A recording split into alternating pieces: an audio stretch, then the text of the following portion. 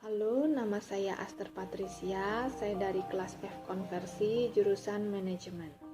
Kali ini saya akan membahas mengenai mutu pelayanan kesehatan. Mutu pelayanan adalah suatu pelayanan yang didapatkan oleh seseorang dalam mendapatkan perlakuan atau pemeriksaan kesehatan sesuai dengan standar pelayanan kesehatan yang memberikan dampak kepuasan atau ketidakpuasan pada pengguna pelayanan kesehatan. Dalam penilaian dimensi mutu pelayanan, menurut para Suraman dan kawan-kawan pada tahun 1985, terdapat 5 dimensi untuk menilai mutu pelayanan kesehatan. Yang pertama yaitu kehandalan, yang kedua jaminan, yang ketiga adalah kepastian, yang keempat berwujud, yang kelima adalah empati, dan yang keenam adalah ketanggapan.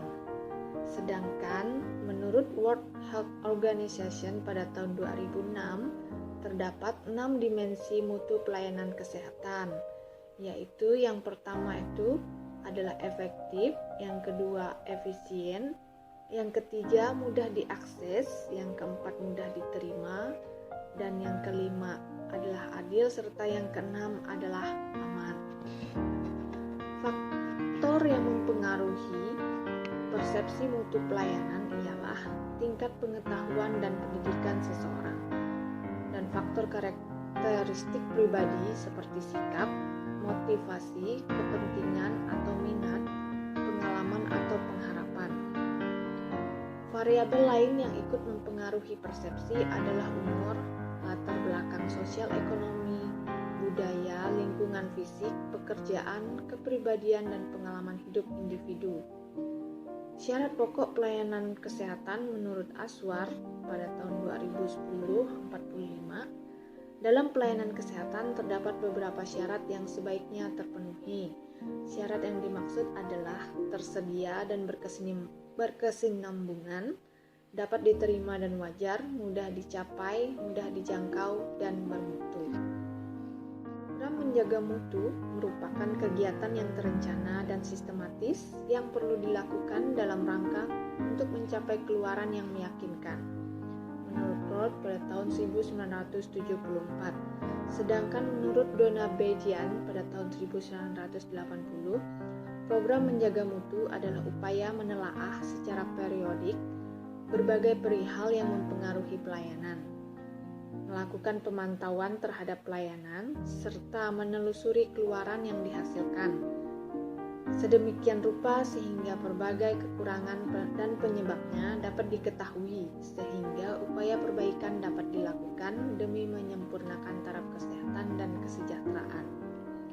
Tujuan dari program menjaga mutu yakni untuk meningkatkan mutu pelayanan yang telah dilaksanakan, mengetahui masalah dan penyebab masalah mutu yang dilaksanakan, menetapkan masalah dan penyebab masalah mutu yang ditemukan, menyelenggarakan upaya penyelesaian masalah dan penyebab masalah mutu, menilai upaya mutu yang telah dilakukan, menyusun rencana tindak lanjut atau RTL untuk lebih meningkatkan mutu pelayanan.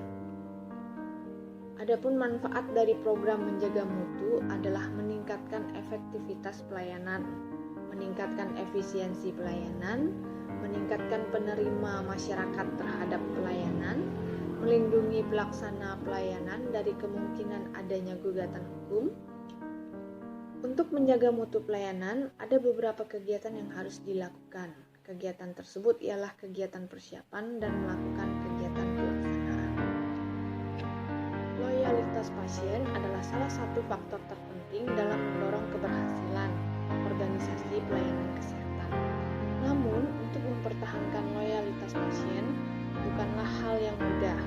Meningkatnya biaya perawatan, masalah asuransi kesehatan, kualitas perawatan, dan faktor lainnya mempengaruhi tingkat kesetiaan pasien.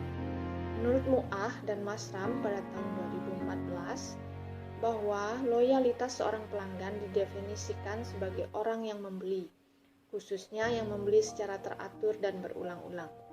Pelanggan merupakan seorang yang secara terus-menerus dan berulang kali datang ke suatu tempat yang sama untuk mendapatkan keinginannya dengan membeli suatu produk atau jasa dan membayar produk atau jasa tersebut. Loyalitas pasien memberikan banyak manfaat dan menjadikan investasi yang baik pada penyedia layanan kesehatan. Beberapa manfaat tersebut antara lain yang pertama meningkatkan hubungan dengan pasien, yang kedua pembelian secara berulang, yang ketiga memberikan rekomendasi, yang keempat meningkatkan investasi. Menurut Mu'ah dan Masram pada tahun 2014 pula ada 8 dimensi loyalitas. 8 dimensi tersebut yaitu yang pertama adalah performance, yang kedua adalah features, yang ketiga adalah reliability, yang keempat adalah conformance, yang kelima adalah durability, yang keenam adalah serviceability, yang ketujuh adalah aesthetic, dan yang kedelapan adalah fit and finish. Terdapat 5 cara untuk meningkatkan loyalitas pasien, yaitu melakukan survei dan wawancara dengan pasien atau keluarga pasien, mengembangkan visi organisasi untuk pelayanan pasien, memudahkan layanan, dan melakukan koordinasi antar petugas. Menurut Mu'ah dan Masrah pada tahun 2014, ada 3 faktor yang mempengaruhi loyalitas pasien adalah sebagai berikut. Yang pertama adalah kualitas. Kualitas adalah keandalan, kecepatan, daya tahan, kemudahan operasi, dan perbaikan secara atribut-atribut nilai operasi, nilai lainnya. Dan yang kedua adalah harga. Harga adalah sejumlah uang-uang yang dikeluarkan untuk mendapatkan kualitas yang baik. Dan yang ketiga adalah kenyamanan. Kepuasan adalah tingkat keadaan yang dirasakan seseorang yang merupakan hasil dari membandingkan penampilan atau outcome produk yang dirasakan dalam hubungannya dengan harapan seseorang. Menurut Wicaksono pada tahun 2000. Alat ukur untuk menentukan seberapa besar kepuasan terhadap suatu pelayanan yang didapatkan. Menurut Kotler, pengukuran kepuasan dapat dilakukan dengan 4 cara, yakni yang pertama, sistem keluhan dan saran. Yang kedua adalah survei kepuasan konsumen. Yang ketiga adalah ghost shopping ataupun mystery shopping. Dan yang keempat adalah analisis pasien yang beralih atau lost customer analysis. Menurut Wijono pada tahun 2000, faktor yang mempengaruhi kepuasan pasien antara lain yang pertama adalah pendekatan dan perilaku petugas, perasaan pasien terutama saat pertama kali datang. Yang kedua, mutu informasi yang diterima, seperti apa yang dikerjakan dan apa yang dapat diharapkan. Yang ketiga, prosedur perjanjian. Yang keempat, waktu tunggu. Yang kelima, fasilitas umum yang tersedia.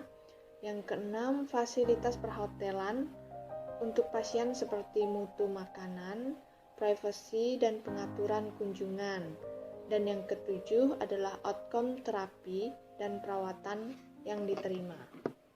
Pelayanan kesehatan merupakan pelayanan yang memberikan manfaat untuk individu maupun masyarakat. Meningkatnya mutu pelayanan kesehatan berbanding lurus dengan upaya pelayanan kesehatan yang diterima. Mutu pelayanan kesehatan harus terus dikembangkan sesuai dengan kebutuhan dan preferensi pengguna layanan. Upaya pelayanan kesehatan yang bermutu harus diselaraskan dengan kebijakan, perencanaan, dan perlu strategi yang tepat agar mutu pelayanan kesehatan dapat tercapai dengan optimal.